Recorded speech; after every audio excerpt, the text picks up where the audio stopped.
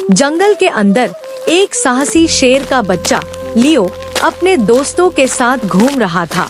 एक दिन वे घने पेड़ों के बीच एक पुराना सुनसान अस्पताल खोजते हैं। अस्पताल टूटी खिड़कियों और लताओं से ढका हुआ था और चांद की हल्की रोशनी में उसमें अजीब परछाइयां नाचती थी। लियो को जिज्ञासा हुई और उसने तय किया कि वो अंदर जाकर देखेगा, भले ही उसके दोस्त डरे हुए थे। आओ, सब ठीक है, ये तो बस एक पुरानी इमारत है, उसने सबको हिम्मत देते हुए कहा। जैसे ही वे अंदर गए, दरवाजे अपने आप जोर से चरमराते हुए बंद हो गए और वे अंदर फंस गए। अस्पताल ठंडा और भयानक था।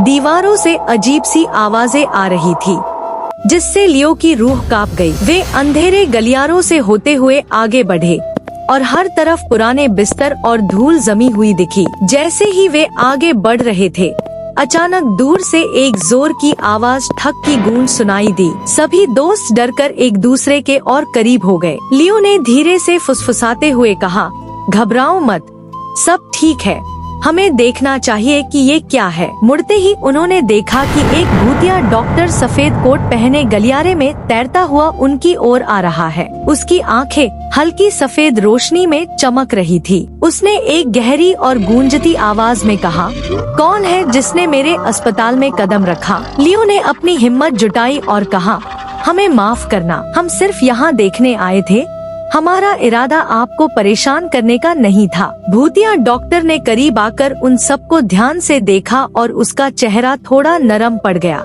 मैं यहाँ घायल जानवरों की देखभाल करता था, उसने कहा, लेकिन जब से अस्पताल बंद हुआ, मैं अकेला रह गया हूँ। मैं बस यह सुनिश्चित करना चाहता था कि कोई भी यहाँ चोटिल न हो जाए। लियो को समझ में आ गया कि डॉक्टर का दिल साफ है और उसे अकेलापन महसूस होता है। उसने उत्साह से कहा, क्या आप चाहेंगे कि हम कभी कभी आपको मिलने आएं? फिर आप अकेले नहीं रहेंगे।